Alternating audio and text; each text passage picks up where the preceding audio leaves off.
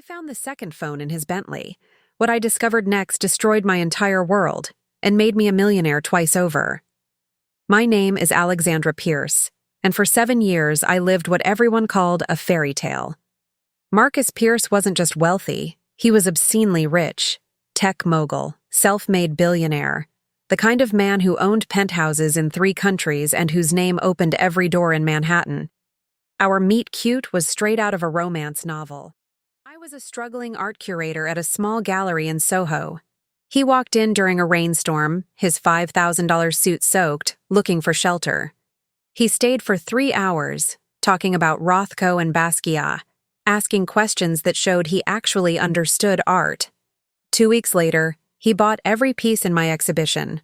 Not for investment, he donated them all to public museums, with my name as the curator of record. "I don't want the art," he told me over champagne that night. "I want you to get the recognition you deserve." How could I not fall for that? We married at his estate in the Hamptons, 300 guests. Beyoncé performed at our reception. My life transformed overnight. Private jets to Paris for weekend shopping, front row at New York Fashion Week, galas where I shook hands with presidents and movie stars, a black Amex with no limit, staff who called me Mrs. Pierce with reverence. But Marcus was different from other rich men I'd met. He was attentive, loving. He remembered the small things, how I liked my coffee, my favorite flowers, peonies, not roses, the way I hummed when I was nervous. Every morning, he left a handwritten note on my pillow before leaving for work. "You're the only real thing in my life. M." I kept every single one in a silk box. 247 notes over 7 years. We had one rule: radical honesty. "No secrets," he'd said on our wedding night, his forehead pressed against mine. "Promise me." "No matter what, we tell each other everything." "I promise," I'd whispered back. That promise was the biggest lie of all. The first crack appeared on a Tuesday. Marcus had become distant, more business trips, longer hours. When he was home, he was glued to his phone, typing furiously, then hiding the screen when I entered the room. "Just work stress," he'd say, kissing my forehead. "Big merger coming up." I wanted to believe him. I chose to believe him. Then came the night he left his second phone in the Bentley. He'd taken an Uber home, unusual for him, and asked our driver to bring the car around the next morning. But I needed to grab something from the garage that night. That's when I saw it. A silver iPhone tucked in the side pocket. Not his usual phone. This one had a plain black case, no identifiers. My hands shook as I picked it up. The screen lit up with a notification. "Daddy, when are you coming home? Emma misses you. We all do. Jay?" Time stopped. My mind raced through innocent explanations. A colleague's phone, a friend's. Maybe Daddy was a nickname for... I unlocked it. The passcode was our wedding anniversary. That's when my world ended. The phone belonged to him. Of course it did. Photos. Thousands of photos. Marcus with a blonde woman. Beautiful, younger than me, glowing with happiness. Marcus holding a baby girl with his eyes. Marcus at birthday parties, Christmas mornings, beach vacations. Marcus living an entire other life. I scrolled with tears streaming down my face. Wedding photos from 9 years ago, 2 years before me. Birth announcements for Emma, now 6, and Sophie, now 4. Family Halloween costumes, report cards signed by Dad. Texts planning weekend soccer games and school pickups. The woman's name was Jennifer.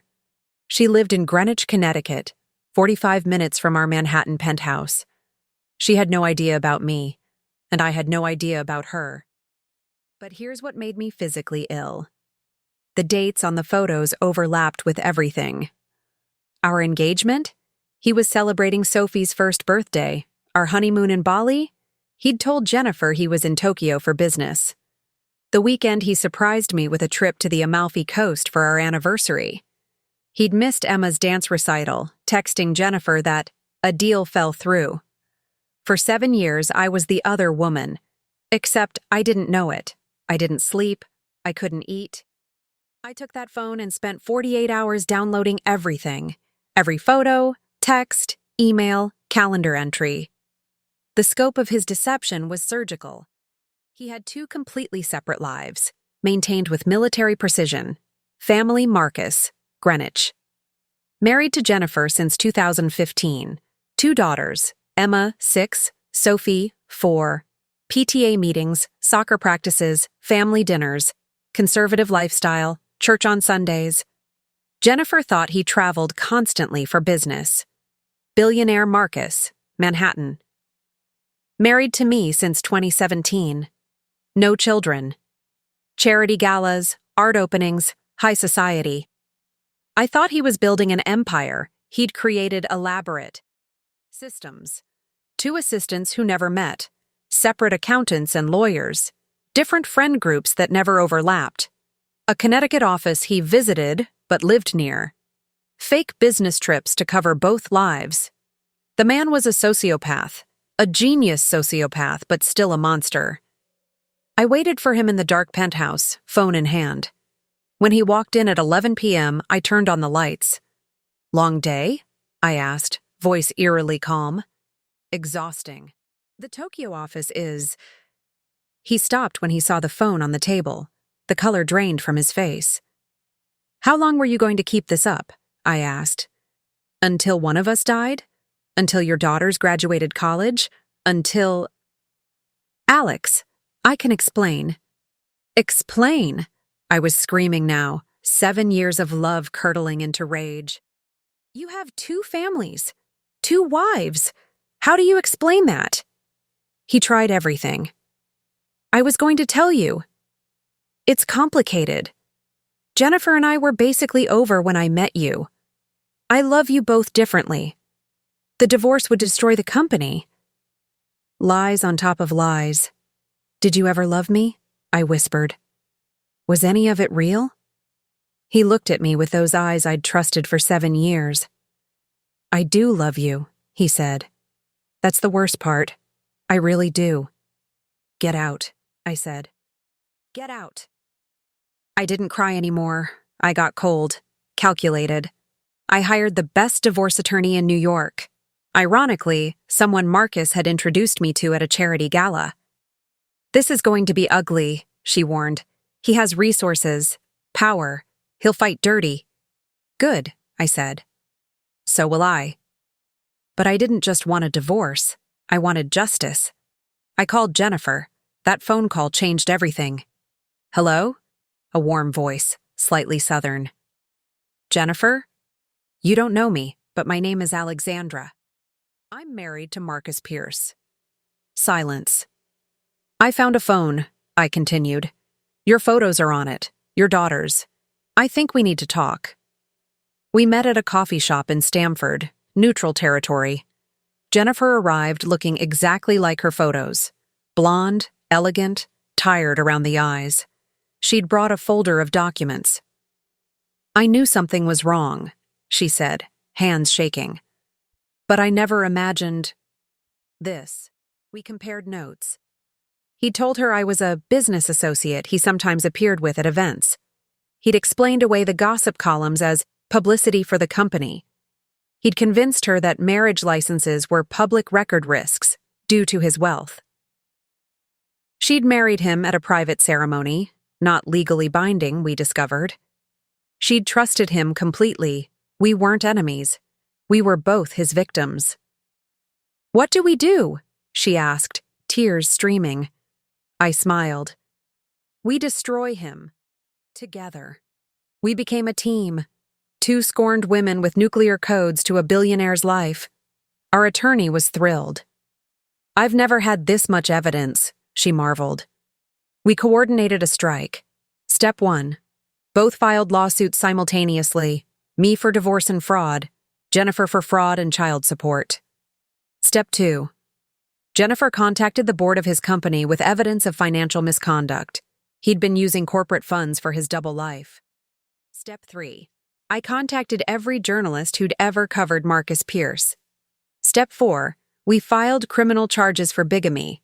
My marriage was legal, hers wasn't, but he'd fraudulently presented it as such. The story exploded. Tech billionaire's double life exposed. Manhattan millionaire maintained 2 families for years. The shocking betrayal that rocked high society. Marcus's perfect facade shattered in 72 hours. His company stock plummeted 40%. The board forced him to resign. Criminal investigations launched. Friends and business associates fled. His parents, who knew about both families, were exposed as enablers.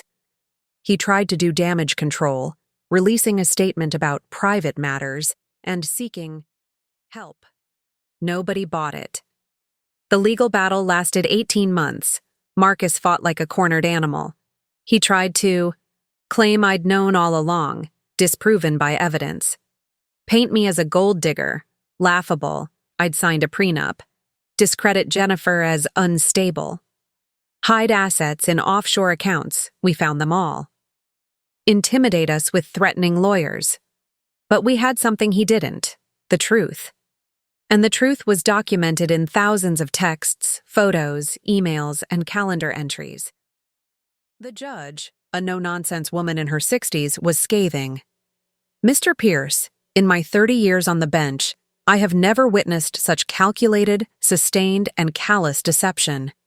You betrayed 2 women who loved you, lied to your own children, and committed fraud on a spectacular scale. Your actions demonstrate a moral bankruptcy that far exceeds the verdict. I received $45 million in the divorce settlement plus the Manhattan penthouse and assets. Jennifer received $38 million plus the Greenwich house and full custody with child support of $100,000 a month. Marcus pled guilty to fraud charges, avoiding bigamy by technicality. He received 2 years in a minimum security facility and 5 years probation.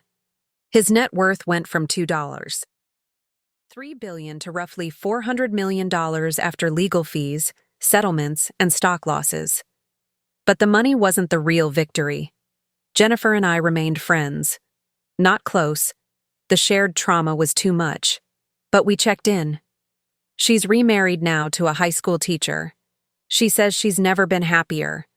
Her daughters are in therapy, processing the loss of the father they thought they knew. Emma recently told Jennifer, "I'm glad we found out. Now we know what real love looks like." As for me, I sold the penthouse. Too many ghosts. I moved to a brownstone in Brooklyn and opened my own art gallery, something I'd always wanted but never had the courage to try. I date occasionally. Trust doesn't come easy, but I'm working on it. I took those 247 love notes he'd written me and created an art installation called Beautiful Lies. It sold for $2 million to a museum. All proceeds went to organizations supporting domestic abuse survivors, because that's what we were. Not physically abused, but psychologically manipulated by someone who treated love like a game. Some people are so good at lying, they convince themselves their lies are love. Marcus Pierce never saw himself as a villain. In his mind, he was a man capable of loving 2 women, maintaining 2 families, being 2 people. But you can't love someone you're lying to. Love requires truth, even when truth is painful.